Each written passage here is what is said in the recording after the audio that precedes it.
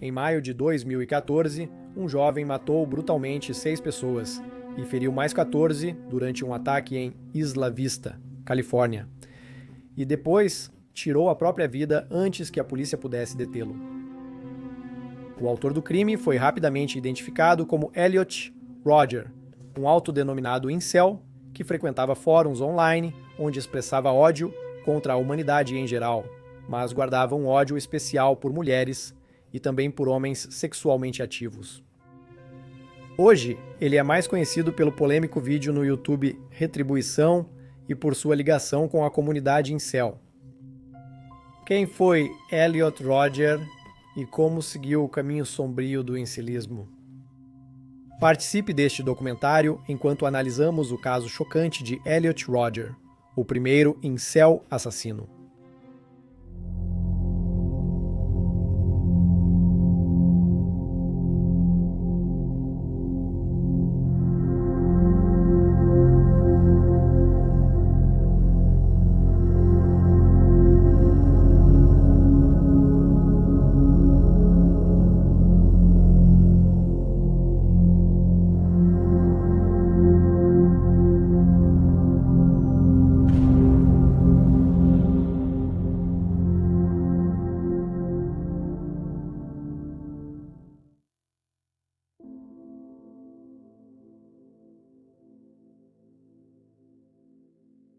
Elliot Oliver Robertson Rodger nasceu em 24 de julho de 1991 em Londres, Inglaterra. Ele era o filho mais velho de Peter Rodger e Ong-Lee Chin-tai. A família era rica e bem conectada em Hollywood. Peter continua trabalhando como cineasta até hoje. No passado, ele dirigiu comerciais de televisão, criou o documentário Oh My God e Atoitossi. Mais notavelmente, foi o diretor da segunda unidade do primeiro filme, Jogos Vorazes, em 2012. Ele recebeu muitos prêmios por seu trabalho, vários deles de festivais de cinema. Enquanto isso, a mãe de Rodger se formou na área da saúde e, durante os anos 80, trabalhou como enfermeira de set em vários sucessos de bilheteria e clássicos cult, incluindo A Princesa Prometida e Indiana Jones e A Última Cruzada. O avô de Rodger, George Rodger, também era uma figura influente. Ele foi um fotojornalista conhecido por registrar as atrocidades no campo de concentração de Belsen, na Alemanha nazista. Depois disso, ele parou de trabalhar como correspondente de guerra e voltou sua atenção para os povos indígenas, a natureza e a vida selvagem. Grande parte de seu trabalho foi publicada na National Geographic, e ele passou a maior parte do tempo registrando a vida dos diversos povos indígenas que vivem no Sudão. Após o nascimento de Rodger em 1991, sua família mudou-se para Sussex. Relatos indicam que ele teve infância privilegiada pelo dinheiro e influência da família. Sua mãe deixou o emprego para cuidar de Rodger e da irmã mais nova, Georgia, nascida em 1995. A avó materna deles também se juntou à família em pouco tempo. Enquanto estava em Sussex, Rodger estudou na Dorset House School, mas aos 5 anos, sua família se mudou para os Estados Unidos. Eles se mudaram para Woodland Hills, um subúrbio rico de Los Angeles, e Rodger estudou na Pinecrest, antes de ir para a Topanga Elementary School. 2 anos antes da mudança, os pais de Rodger se divorciaram e dividiram a guarda dos filhos. Os dois moravam com a mãe durante a semana e depois iam ver o pai nos fins de semana. Em 1999, um ano depois, Peter se casou novamente. A madrasta de Rodger é a atriz francesa de origem marroquina Soumaya Acarbon, que atuou em filmes de Hollywood como Zona Verde com Matt Damon e Lovelace com Amanda Seyfried. Ela também participou de projetos franceses. Ela e Peter tiveram um filho chamado Jazz. Nos anos que antecederam o divórcio dos pais, Rodger era conhecido por ser uma pessoa quieta e reservada na escola. E nos anos seguintes, ele demonstrou sinais de dificuldades sociais. Ele preferia escrever a falar, evitava colegas nos intervalos e falava baixo quando chamado na aula. Rodger era conhecido por bater o pé e fazer ruídos específicos, comportamentos que podem ser stimming uma tática repetitiva e autocalmante comum em pessoas no espectro do autismo. Ele facilmente se sobrecarregava, ficava ansioso em interações sociais, especialmente em festas de aniversário e reuniões de grupo. Numa viagem à Disneylândia, ele chorou por se sentir sobrecarregado com a multidão e fazia birra quando os pais apoiavam sua irmã nas discussões. Ele supostamente via Georgia como sua rival. Um ano após o divórcio de seus pais, Li Chin entrou com uma declaração juramentada solicitando mais dinheiro de Pedro para o sustento de Roger. Ela descreveu o filho como autista de alto funcionamento com necessidades especiais. No entanto, Pedro conversou com um médico chamado Estevão Scapper, que contestou o diagnóstico. Ele afirmou que Rogério poderia estar sofrendo de ansiedade ou depressão, o que o diagnóstico não considerava, e sugeriu que o menino de 8 anos fosse avaliado por um psiquiatra infantil para que a família pudesse chegar a um diagnóstico conclusivo e definir um plano de tratamento. Não parece que Rogério tenha recebido um diagnóstico formal de qualquer coisa até a adolescência, mas ainda assim, seus pais fizeram o melhor por ele, levando-o a vários terapeutas, conselheiros e médicos, e levando-o de um lado para o outro em encontros com outras crianças, na tentativa de ajudá-lo a desenvolver suas habilidades sociais e sua vida. Um amigo da família lembrou de ir a uma festa de Natal na casa deles em Los Angeles e sair para tomar ar fresco. Enquanto fazia isso, ele encontrou Rogério, então com 12 anos, olhando para o céu noturno. Rogério abaixou a cabeça quando o amigo da família saiu, depois voltou a olhar para cima. O amigo comentou: "Ele não era só um pouco retraído, era o mais retraído que já conheci." Outra mulher, cujo filho estudava com Rogério, o descreveu como emocionalmente perturbado. Ela lembrou que, quando ele ia brincar em sua casa, se escondia de todos e disse que sempre achou algo estranho em Rogério, mesmo quando criança. Ela disse não ter se surpreendido com a chacina de 2014, afirmando: "Se eu tivesse que escolher alguém para fazer isso, seria o Rogério. Meu marido e eu não queríamos que nosso filho ficasse com Rogério."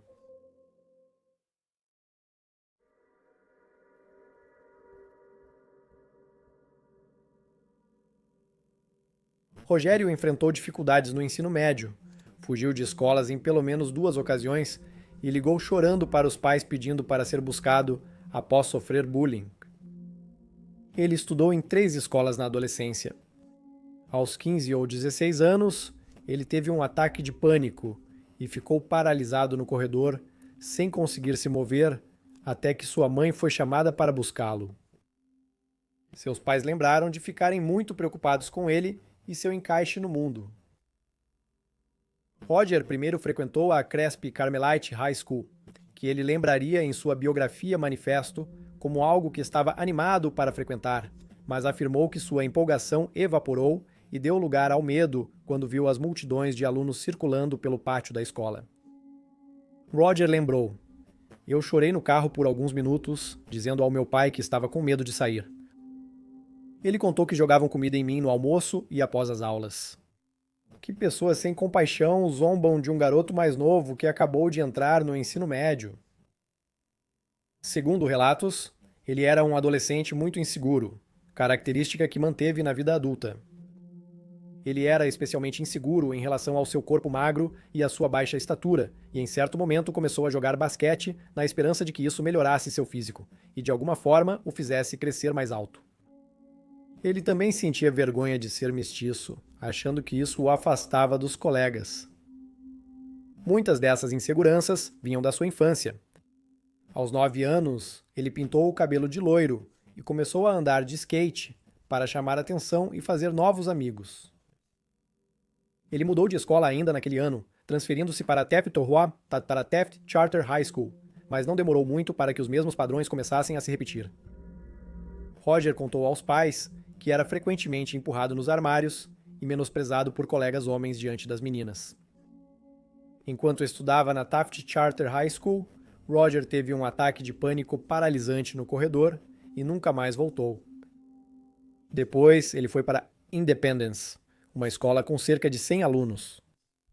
Ela oferecia cerca de 3 a 4 horas de aula por dia, numa tentativa de fazer com que alunos problemáticos frequentassem e permanecessem no programa. Mesmo nessa escola pequena, Roger teve dificuldades para se enturmar e quase não falava. Deborah Smith, diretora da Independence na época, lembrou que ele mostrava vários sintomas típicos do espectro autista. Dificuldade em socializar, evitar contato visual e ser muito retraído. Ela notou que ele era muito inteligente e, apesar das dificuldades, era querido na Independence. Outros colegas de classe se sentiam bastante protetores em relação a ele, e os professores se referiam a ele como nosso Elliot. Ela notou que, às vezes no almoço, as crianças o convidavam para suas mesas. Às vezes ele aceitava, mas só ficava ali, presente. Ela disse que ele se relacionava principalmente com um assistente de educação especial, sendo a única pessoa com quem Rogers conversava por mais tempo. Segundo relatos, ele frequentemente conversava sobre World of Warcraft com o assistente. Em casa, Roger passava o tempo jogando World of Warcraft. Ele frequentemente brigava com sua madrasta por causa disso, que tentava limitar o tempo que ele passava jogando.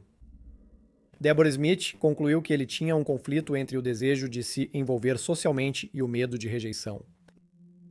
Roger socializa em salas de bate-papo e fóruns online desde cedo. Aos 11 anos, um de seus amigos online enviou para ele fotos de garotas bonitas nuas. Depois, escreveu em sua biografia manifesto: "Ao ver as fotos, fiquei profundamente chocado. Eu nunca tinha visto como garotas bonitas eram nuas, e aquela visão me encheu de emoções fortes e avassaladoras." Ele disse que o evento o traumatizou e que sua infância sumia naquele momento. Ele lembrou que ainda queria ser criança, mas foi mudado pelos sentimentos despertados após ver um material tão explícito. 2 anos depois, ele viu um adolescente vendo pornografia em uma LAN house, piorando ainda mais para Roger. Ele afirmou que se sentiu culpado pelas coisas que sentiu depois de ver aquilo, tão culpado que, na verdade, se recusou a conversar com seus pais sobre o assunto. Em 2007, aos 16 anos, Roger foi diagnosticado com transtorno global do desenvolvimento, sem outra especificação, frequentemente abreviado como transtorno global do desenvolvimento, sem outra especificação. Esse transtorno foi incluído no termo transtorno do espectro autista, em 2013. Os sintomas do transtorno global do desenvolvimento, sem outra especificação antes da inclusão, envolviam dificuldades de comunicação e socialização, movimentos repetitivos, percepção incomum do mundo, preocupação excessiva com fantasias e desenvolvimento desigual de habilidades. Na época, Roger não tinha critérios para autismo, mas o diagnóstico de transtorno global do desenvolvimento, sem outra especificação, garantiu a ele algum apoio e recursos educacionais. Nessa época, ele foi receitado com Xanax para ansiedade e Prozac, mas parou ambos após 12 meses. Depois usou Paxil, outro antidepressivo, mas deixou por causar sonolência. Decidiu então lidar sozinho com seus problemas, confiando na mente e no pensamento positivo. Enquanto isso, a relação com sua madrasta piorava em casa. Ela achava que a obsessão dele por World of Warcraft era prejudicial, pois fazia com que ele passasse dias inteiros em seu quarto, sozinho, sem interagir com o mundo real. O relacionamento ficou tão tenso que Peter forçou Roger a sair de casa.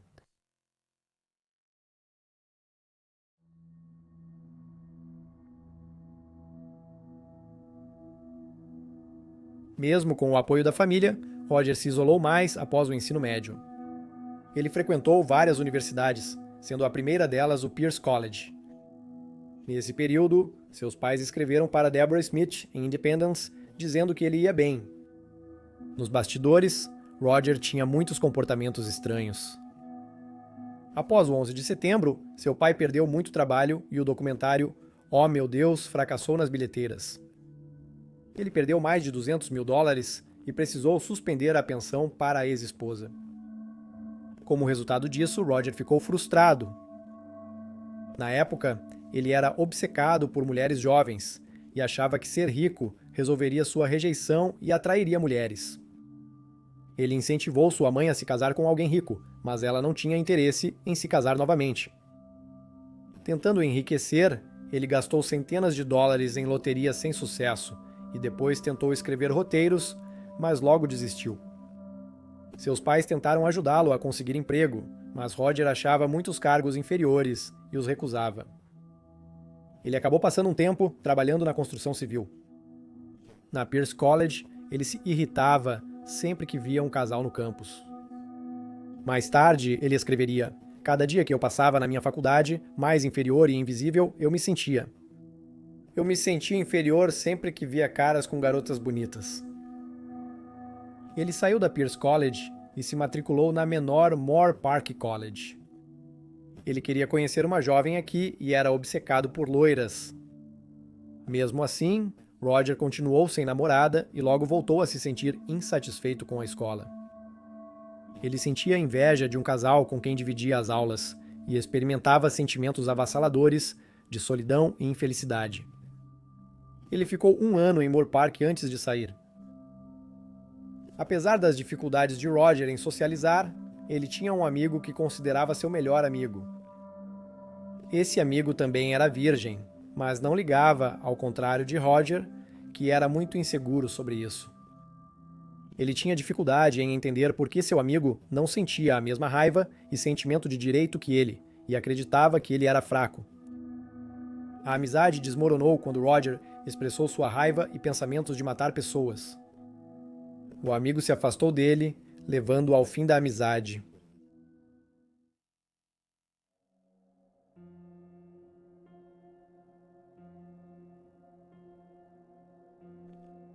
Após sair de Moore Park, os pais de Roger decidiram enviá-lo para o Santa Barbara City College. Eles decidiram pagar por um apartamento e aulas para Roger, acreditando que isso o ajudaria a sair da zona de conforto, fazer amigos e construir sua vida longe dos pais e das lembranças da escola. Roger concordou com a sugestão deles, esperando que pudesse frequentar festas universitárias e perder a virgindade, uma tarefa pela qual ele já estava completamente obcecado naquele momento. No início de junho de 2011, ele se mudou para um apartamento em Isla Vista, próximo ao campus da escola. Pouco depois, ele descobriu que o amigo negro de seu colega de quarto havia perdido a virgindade com apenas 13 anos de idade, algo que deixou Roger profundamente irritado. Ele expressou sua raiva para sua mãe, dizendo o quanto estava frustrado por um homem negro ter recebido tanta atenção de uma mulher loira em vez dele. Apesar de ser um ponto de virada para Roger, sua vida permaneceu quase igual. Ele teve dificuldade de se conectar com o colega de quarto e ficou muito tempo sozinho e online. Ele frequentemente fazia comentários racistas sobre seus colegas de quarto, 2 deles hispânicos e amigos. Seu desprezo pelas mulheres ficou evidente ao chamar um colega de tolo por estar com uma vadia feia. O colega de quarto pediu transferência para outro apartamento, alegando que Roger tinha sérios problemas psicológicos e era uma bomba relógio. O período de Roger em Isla Vista apenas agravou seu estado mental. Ele se considerava um jovem sofisticado que merecia um relacionamento com uma bela mulher branca loira. Ele não conseguiu avançar em encontrar uma namorada e culpou os outros, sem olhar para si mesmo. Ele culpava as mulheres por rejeitá-lo, ele culpava os homens que eram mais bem-sucedidos com as mulheres do que ele. Ele começou a fantasiar matar pessoas, especialmente casais durante relações sexuais. Em julho de 2011, apenas um mês após a mudança, ele jogou bebidas em vários casais que estavam se beijando em locais públicos. Em janeiro de 2012, ele sorriu para 2 jovens loiras em um ponto de ônibus, mas foi ignorado. Como resultado, ele deu a volta com o carro e jogou seu latte nelas. Para tentar chamar a sua atenção das mulheres, ele ficou obcecado por comprar itens de grife e andava por aí em seu BMW preto para se vender como alguém com dinheiro e status. Ele quase nunca se aproximava de mulheres pessoalmente. Em vez disso, ele ficava esperando em locais públicos, na esperança de que alguém se aproximasse dele. Em fevereiro de 2012, ele abandonou as aulas, frustrado com a vida e as pessoas ao redor. Desde então, ele viveu boa parte da vida online. Ele passava os dias se lamentando com outros homens que, como Roger, se sentiam injustiçados por mulheres em fóruns incel. Incel significa celibatário involuntário e refere-se a homens que querem ter relações sexuais, mas não conseguem. Laura Bates, que estudou a cultura incel para seu livro Homens que Odeiam Mulheres, disse ao The Guardian: "Eles não fazem sexo, mas gostariam. Eles veem as mulheres como objetos sexuais mercantilizados e desumanizados, existindo só para o prazer masculino. Eles culpam as mulheres por não fazerem sexo. Incels costumam achar que têm direito ao sexo com mulheres, chamando-as de fêmeas ou femoides para desumanizá-las.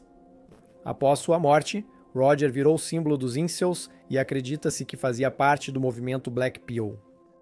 Homens com visão Black Pill têm perspectiva pessimista, achando que nada muda e o sistema está fixo, acreditando serem os únicos que veem a realidade.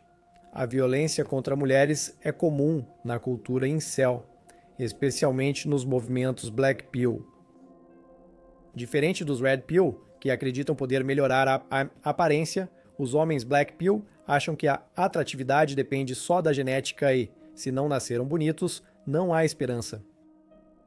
Roger nunca se declarou Black Pill, mas compartilhava crenças dessa subcultura, como a ideia de que morte e violência são inevitáveis e mudar o sistema é impossível. Algumas comunidades Black Pill afirmam que Ir Elliot Roger, Keandjikal das Jetos Semko Azetides Walpots, seguindo Elliot Roger, é uma das poucas opções disponíveis. Laura Bates afirmou que grupos Black Pill incitam o chamado levante incel, incentivando massacres contra mulheres fora da internet. Esta não é uma comunidade geralmente legal e de apoio para homens solitários, com apenas algumas pessoas incitando violência. É uma comunidade especificamente focada e obcecada em infligir violência contra mulheres. Rogério participava do fórum Pick Up Artist Hate, onde homens criticavam artistas da conquista que tinham mais sucesso com mulheres. Durante um desabafo, Rogério demonstrou nojo por mulheres e questionou como resistiam ao seu carisma. Ele disse a outros incels para revidarem, escrevendo: "Um dia os incels perceberão sua verdadeira força e número e vão derrubar esse sistema feminista opressor. Imaginem um mundo onde as mulheres temem vocês." Roger recebeu apoio nos desabafos online, mas depois alguns se voltaram contra ele. Atacaram-no nos fóruns, chamando-o de desesperado, inseguro, mimado e chorão. Ele também era ativo no bodybuilding.dobasdo.com, onde um usuário viu seu vídeo no YouTube intitulado "Por que as garotas me odeiam tanto?" Eles disseram: "Não quero ser maldoso, mas sua vibe estranha nesses vídeos deve ser o motivo de você não conseguir ficar com garotas." O vídeo foi removido após Roger dizer que seus pais o encontraram. Ele tirou do ar temporariamente, prometendo retornar em alguns dias com mais vídeos gravados.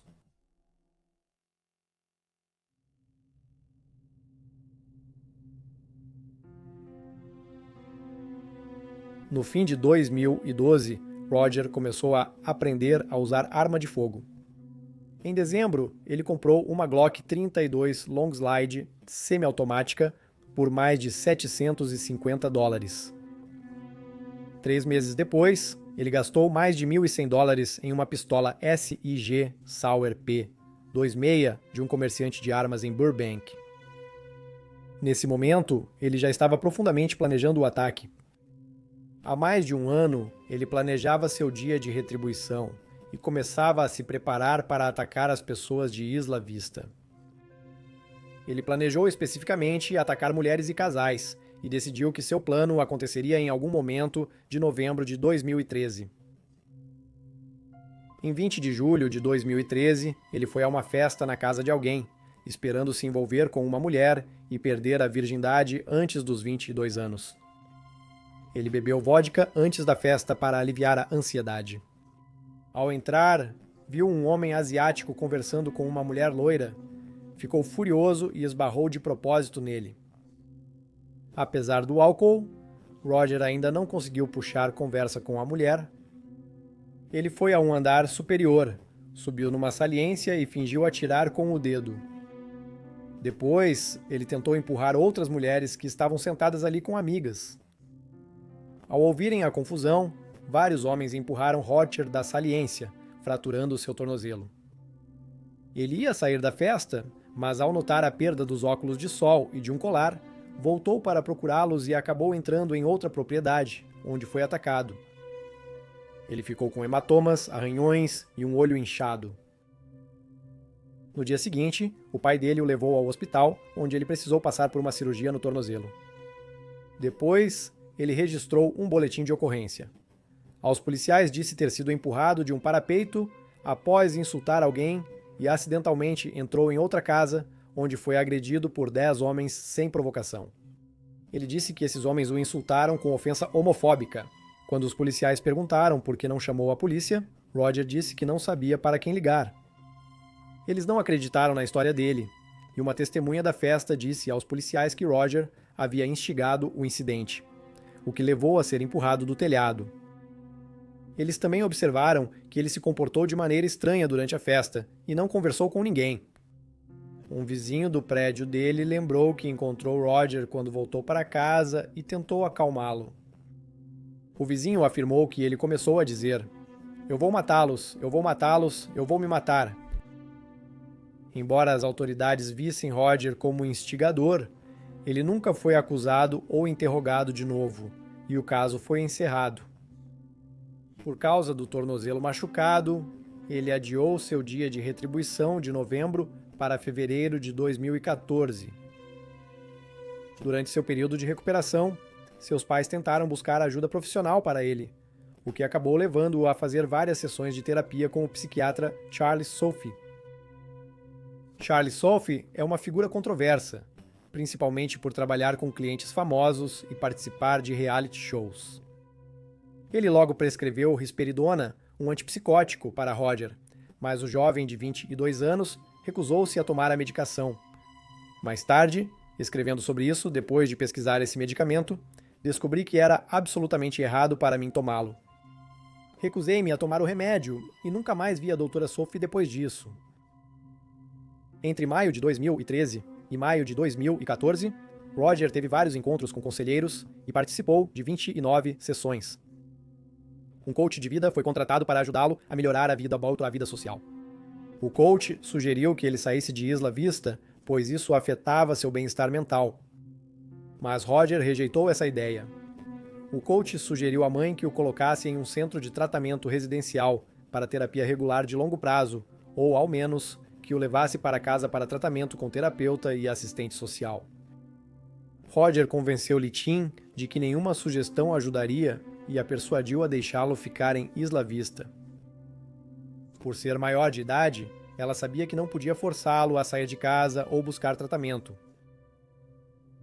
Nos meses que antecederam o ataque, Roger comprou outra arma de fogo, caso as outras duas travassem, leu sobre assassinos em série e outros temas de crimes reais, acompanhou de perto vários ativistas dos direitos dos homens em canais do YouTube e pesquisou bastante sobre o Partido Nazista, procurando coisas como Adolf Hitler tinha namorada, amigo, nazi Kurbstomp e Adolf Hitler e a Lei da Atração. Ele também pesquisou dispositivos modernos de tortura e buscou informações sobre ataques terroristas, como o ataque com faca e bomba em Xizang, em abril de 2014. Ele seguia em fóruns incel, onde expressava ódio por mulheres, homens que namoravam e pessoas de outras raças, incluindo casais interraciais. Ele dizia que homens não brancos não mereciam a atenção feminina e se gabava de ser meio branco. Durante esse período, ele criou sua biografia, manifesto de 137 páginas chamada Meu Mundo Distorcido, a história de Elliot Rodger. Ele falou ao longo do documento sobre sua frustração por não conseguir conquistar mulheres e descreveu as mulheres como uma praga. Como muitos incels, ele achava que mulheres com direitos e escolha de parceiros causavam a decadência da sociedade, defendendo que homens inteligentes deveriam escolher os parceiros sexuais delas. Ele também destacou seu ódio pelo feminismo e pelos direitos das mulheres, acreditando que elas deveriam ser privadas de quaisquer desses direitos. Ele também disse querer eliminar amor e sexo da sociedade e relatou sua fantasia de ser líder com tropas leais que prenderiam mulheres em campos de concentração. Poucas seriam escolhidas para perpetuar a raça humana por inseminação artificial, enquanto a existência das mulheres seria mantida em segredo dos homens. Roger também falou sobre seu plano de matar a madrasta com quem tinha relação difícil, e o meio-irmão, pois temia que ele o superasse em popularidade com as garotas.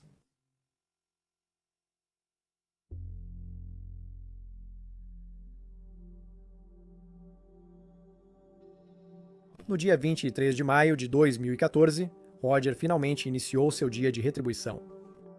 Ele emboscou seu colega de quarto, Wei-Han Wang, de 20 anos, esfaqueando-o 15 vezes e cortando-o 23. Roger carregava uma faca SRK de 15 centímetros e outra de caça de 23 centímetros.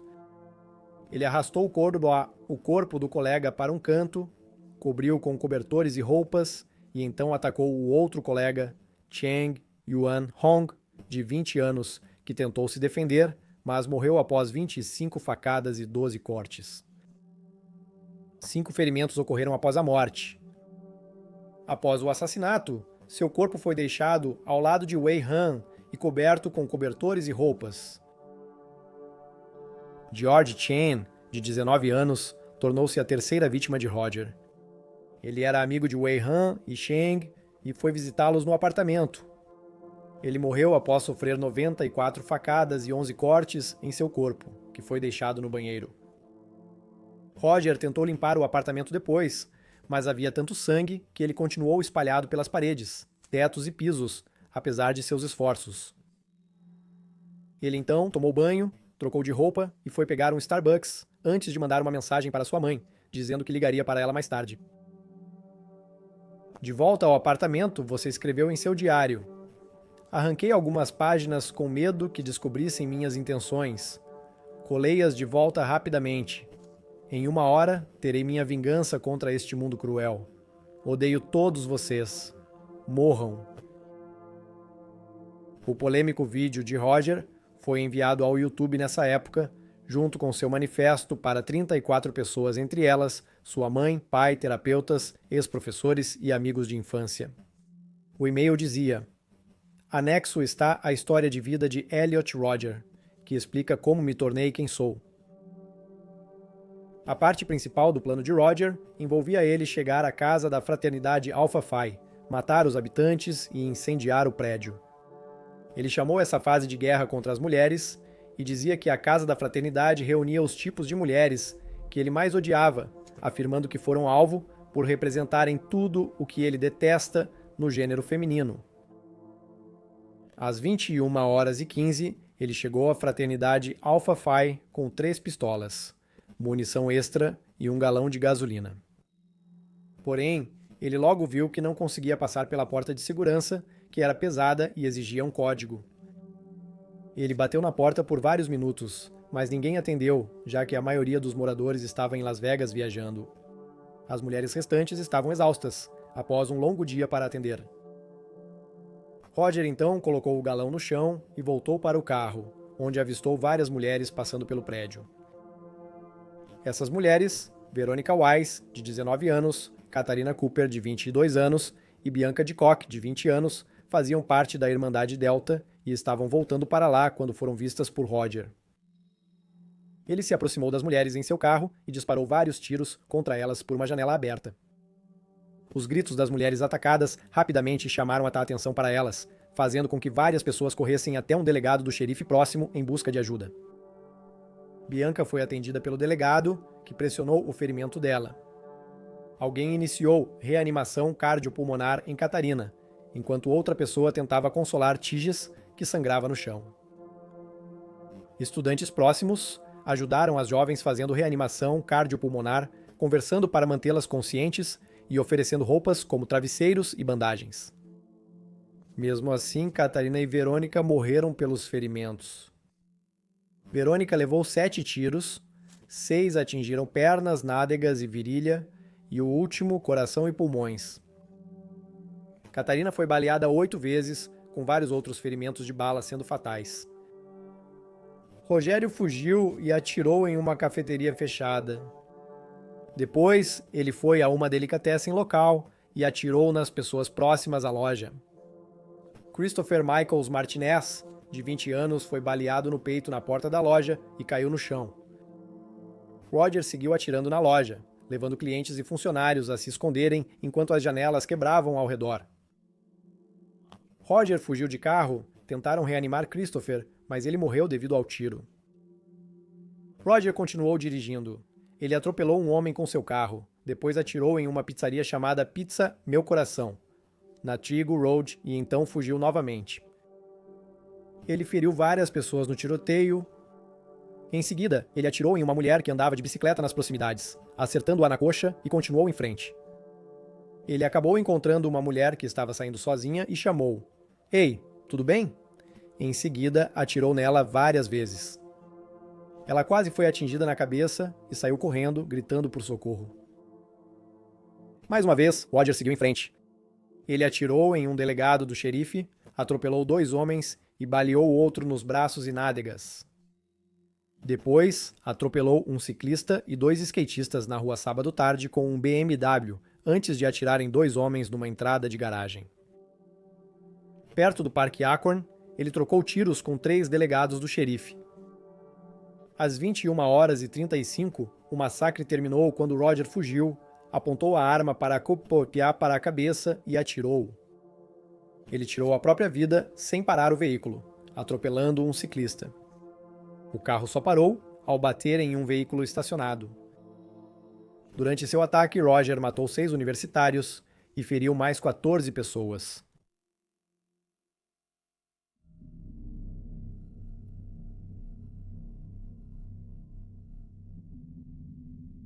Cerca de meia hora depois que Roger tirou a própria vida, seu orientador de vida entrou em contato com sua mãe para pedir que ela verificasse seus e-mails. Ela achou na caixa de entrada o e-mail do filho com um manifesto anexo. Ela também descobriu o último vídeo que Roger postou no YouTube, o que a deixou em pânico. Ela tentou ligar para Roger, mas o número dele caía na caixa postal repetidamente. Gleashin contatou as autoridades de Santa Bárbara para localizar seu filho. Ela então avisou Peter sobre o que estava acontecendo e ambos os pais de Roger foram separadamente para Isla Vista. Lee Chin ligou para o gerente do prédio de Roger pedindo que verificasse seu filho, mas ele disse que só poderia ir na manhã seguinte devido a um tiroteio na área. Peter, enquanto isso, também continuou ligando para o celular de Roger enquanto ia para Isla Vista. A caminho, ele e a esposa ouviram no rádio sobre um atirador em um BMW preto perto do campus da Universidade da Califórnia, em Santa Bárbara. A polícia ligou para os pais enquanto dirigiam, perguntando se sabiam se o filho tinha alguma arma. Lishin lembrou que ficou chocada com esse tipo de pergunta porque, até onde ela sabia, Roger nunca havia demonstrado interesse por esse tipo de coisa. Ela disse que ele tinha problemas sociais e fazia terapia. Ela disse que não teve mais notícias dele desde então. Lee Chin e Peter foram orientados a encontrar os investigadores no estacionamento perto de Isla Vista. Ao chegarem, souberam que Roger foi encontrado morto. A carteira de motorista dele estava no bolso, confirmando sua identidade. Inicialmente, eles acreditaram que ele era uma vítima do atirador, até por volta das 4h30 da manhã, quando leram nas notícias que Roger era o único suspeito no caso. Durante o cumprimento de um mandado de busca, os investigadores descobriram os corpos dos 2 colegas de quarto de Roger e de um amigo deles. No quarto de Roger, acharam caixas de munição vazias, várias armas como facas, um facão de 45 centímetros marreta, roupas ensanguentadas e marcas de facada na cama, indicando que ele praticou antes dos assassinatos. Também foram encontrados 2 diários que relatavam a frustração contínua de Roger por não conseguir criar laços com mulheres. Recuperaram uma cópia física do manifesto e o laptop com o último vídeo enviado ao YouTube.